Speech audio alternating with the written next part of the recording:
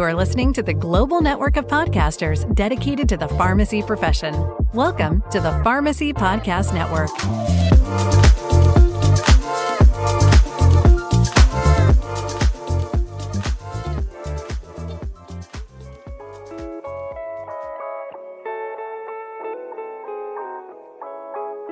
The TheAnswerPage podcast is an educational resource that produces the highest quality accredited cannabis content for pharmacists, doctors, nurses, and all healthcare providers and caregivers. Founders Stephen B. Korn, MD, and Meredith Fisher Korn, MD, discuss relevant and cutting-edge topics focused on pain medicine, opioid use, the endocannabinoid system, and cannabinoid-based medicine for healthcare providers, caregivers, patients, and those interested in cannabinoid science. This is the TheAnswerPage podcast. Hey, welcome, podcast listeners. This is Todd Urey. I am the RX Podfather, founder of the Pharmacy Podcast Network. Today is a special episode with a contact, an associate, a research scientist from the New York State Office of Cannabis Management.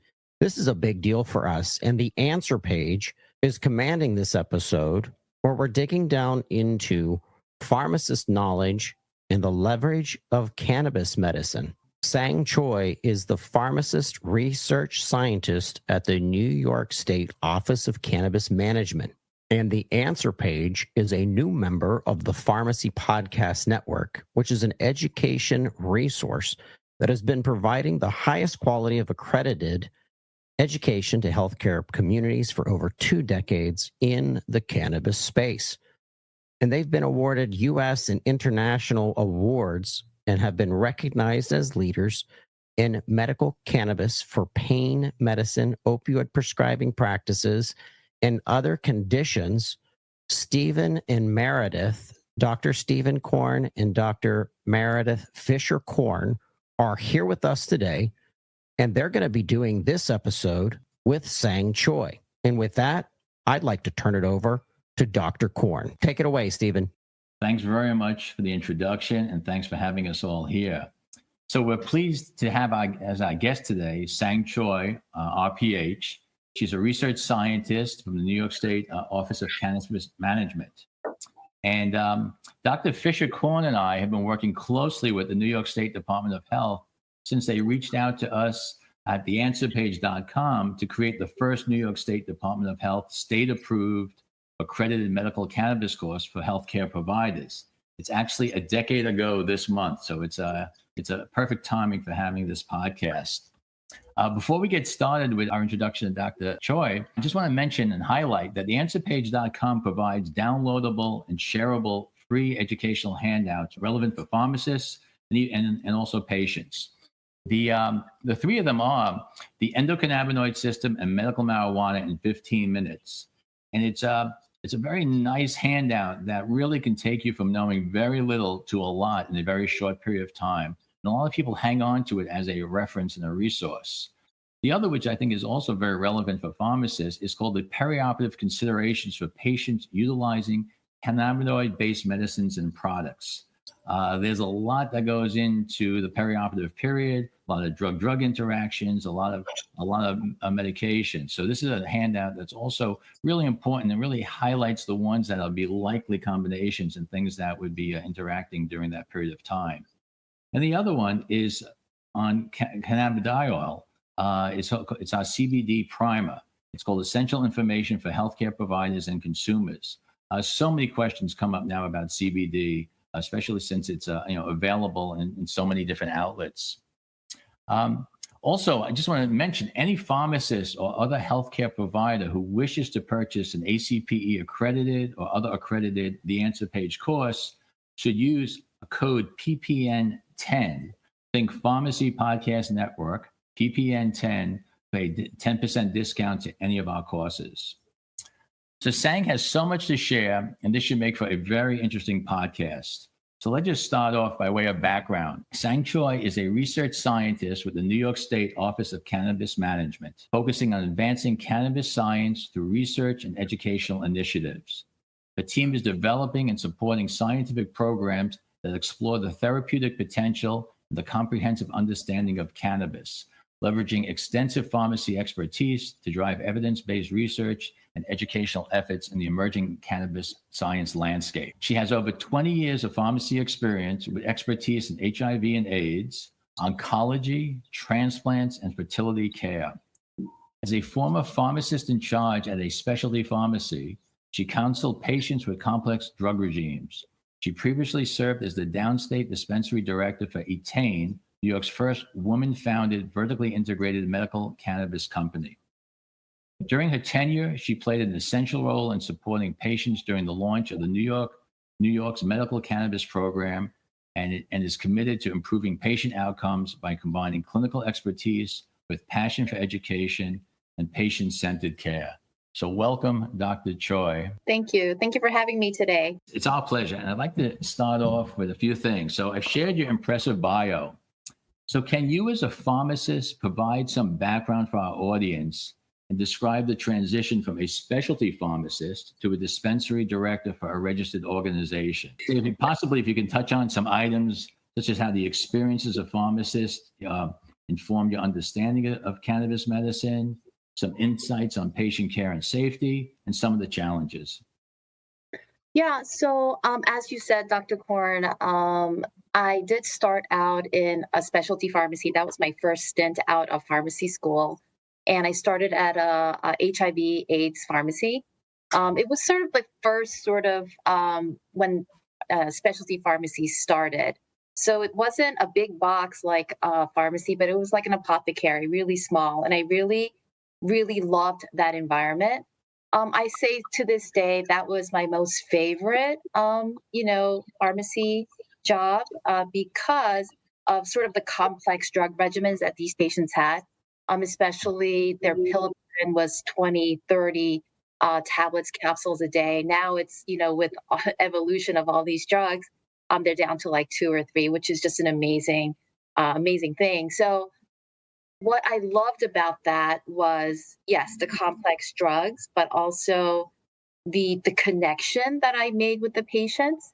It was, it was a chronic condition, so I would see them on a monthly basis. So that really resonated with me, the relationship building. They became my friend. We were very friendly. So that was really cool. And then I started, then I went into transplant medications, as you mentioned. Also, dispensing cancer medications.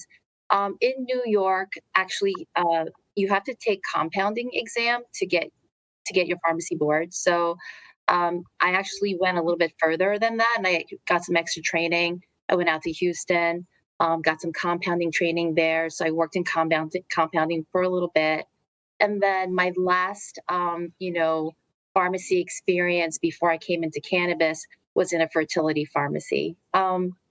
It's really interesting how I got into cannabis is I was just walking my dogs one day. I think it was like 2012.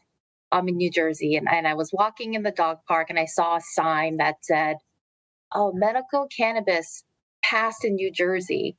And I just kind of stared at it for a little bit. I was like, what does that mean? I thought it was a West Coast thing. I didn't know it was an East Coast thing. So I kind of ran home as fast as I could, and I started Googling it. And I was really, number one, astounded that actually came to the East Coast. I had really no idea. And then I started Googling sort of the effects of cannabis, because my knowledge up to that point was what everybody else thinks, right? The stigma. So it was really interesting. And I started thinking about it every day, every day for a couple of years. And then just all of a sudden I got a call from a doctor friend of mine. And he said, "Hey, there are these women that want to apply to become, they want to open up a medical dispensary." And I was floored because I never told anybody this is what I was interested in.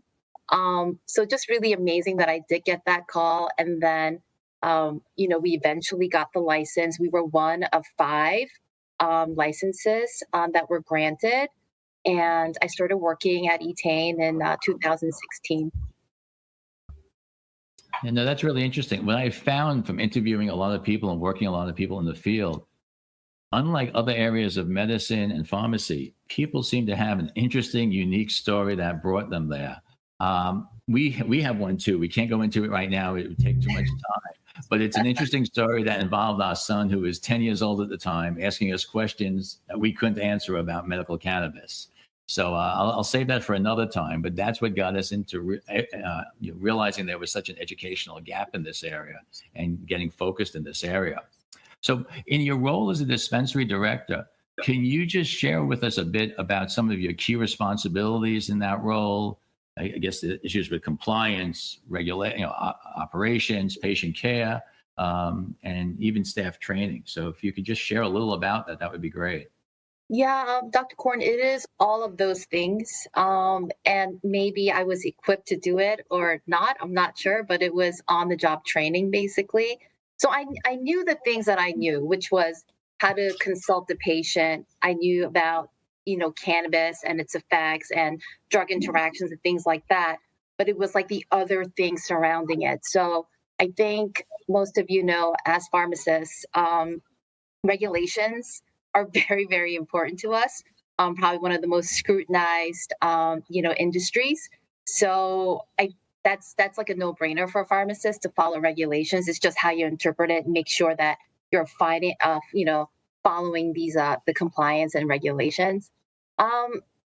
The other thing that I had to do was also look at like sort of the operations of the dispensary. So it's the patient consultations, it's managing employees, it's also thinking about the program started with like zero patients basically, and zero doctors that were practitioners that were actually certified to be able to recommend cannabis as medicine, or as a treatment for symptomatic relief. So one of the approaches that I took, which is an approach that I took when I worked in any pharmacy, was outreach. But I would say in typical or traditional pharmacy, anytime I called someone to say, hey, can I come to your office and talk to you about our services or whatever it was, the answer was always no. In medical cannabis, the answer was always yes. So it made me feel really good, knowing that, okay, that's great. There is an educational component that people are really interested in, because of the fact that we don't know that much about it, or there's very basic knowledge out there. So I think that was, again, one of my favorite things to do was to go, speak to practitioners, speak to patients, speak to organizations, and then just seeing like faces light up when they learn something new about cannabis. So that was really rewarding. So it was one of those things where, we kind of went into this blind. I took the pharmaceutical model and applied it to the dispensary. So not like it wasn't any different than running a pharmacy, except I had some just, extra duties that I had to perform. That's great. That's we as anesthesiologists and pain experts, Meredith and I really respect and rely on our pharmacy colleagues. We rely on them in the operating room environment, post-operative, and then also it's so important in when the patients are out of the hospital environment and really need to know about drug interactions and how to manage their medications. And also personally, even as clinicians, we can't know all the side effects, all the drug interactions. So pharmacists play a great role. I'll make one other comment now. Meredith is being particularly quiet today. She's getting over the flu, but Meredith is our incredible editor-in-chief of the Answer Page, where without her efforts, none of this would be possible. So I just want to include that. That's why I'm sort of taking the microphone for the day, because she's been coughing a bit. Just moving on. You have a very interesting feature of your program. It's, I think you call it your Cannabis Research License Program. If you could address sort of the purpose of it, the scope, what's considered permitted research, and then I think it'd be really important for our audience to know who can apply. Does it have to be a major organization? Can an individual apply? And what are the benefits of doing research with the Office of Cannabis Management? So in 2023, August of 2023, New York State adopted regulations for the cannabis research license.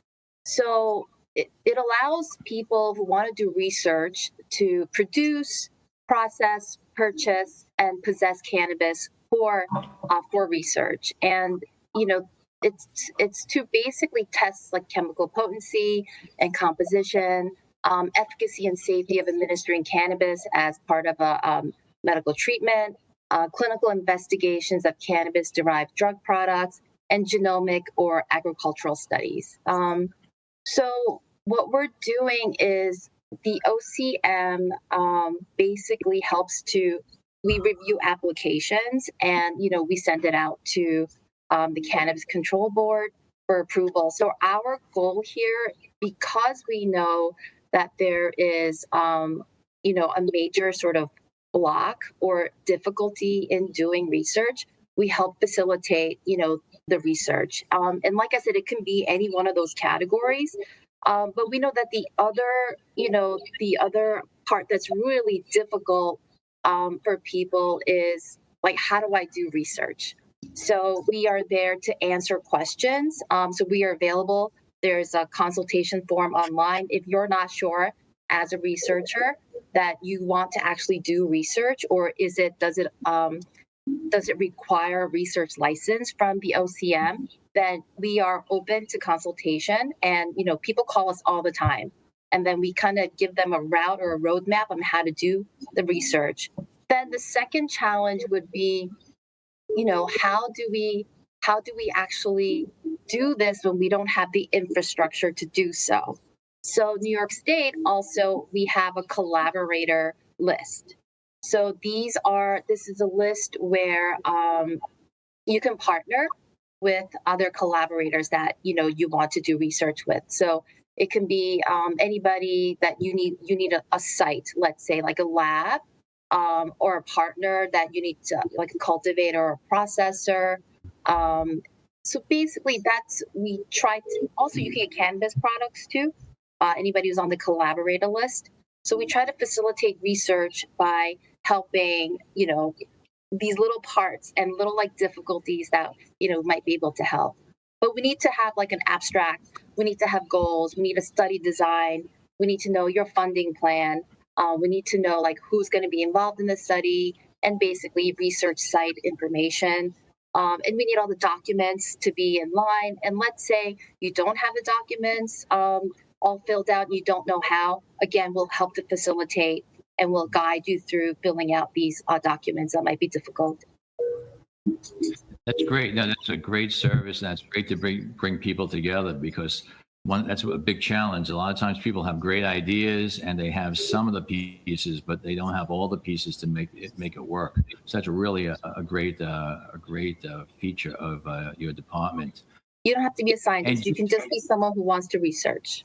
That's great. And if someone is listening and would like to learn more about this, because I know you sent information to me, which was really eye-opening, we just want to tell the audience where they can go so they can get this information. Cannabis.ny.gov. Interesting. How do you feel that the cannabis research license benefits healthcare professionals and patients, just on the big scale? Because I think it'd be interesting for people just to hear that. Yeah. So I think that what's missing, or there isn't enough of, is evidence-based studies, right? So I think what increasing research will help basically create guidances, right, that are evidence-based for therapeutic potential.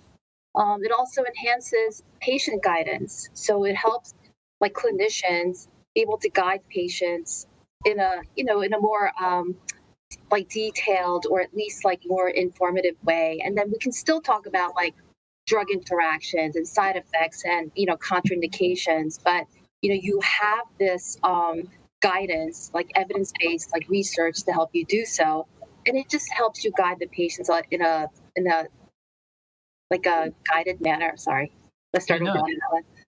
It just helps to effectively guide patients, and also, it could be one of those things where it's innovative, right? We can have innovation when there's research. We can have innovation of like new products and like explore like new treatment options. This sounds great. And it sounds like a way that anyone, but also pharmacists, can play a really significant role in advancing cannabis research and also ensuring patient safety. So I want to thank you very much. This was a great interaction. I think our audience will get much from this.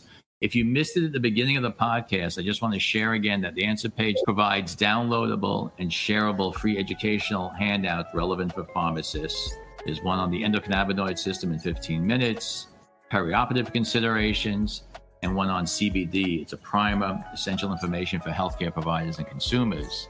And we also want to thank the Pharmacy Podcast Network and anyone coming to our site, TheAnswerPage.com. And if you would like to purchase a course, the accredited courses that provide ACP credit, also CCM credit, should use code PPN10.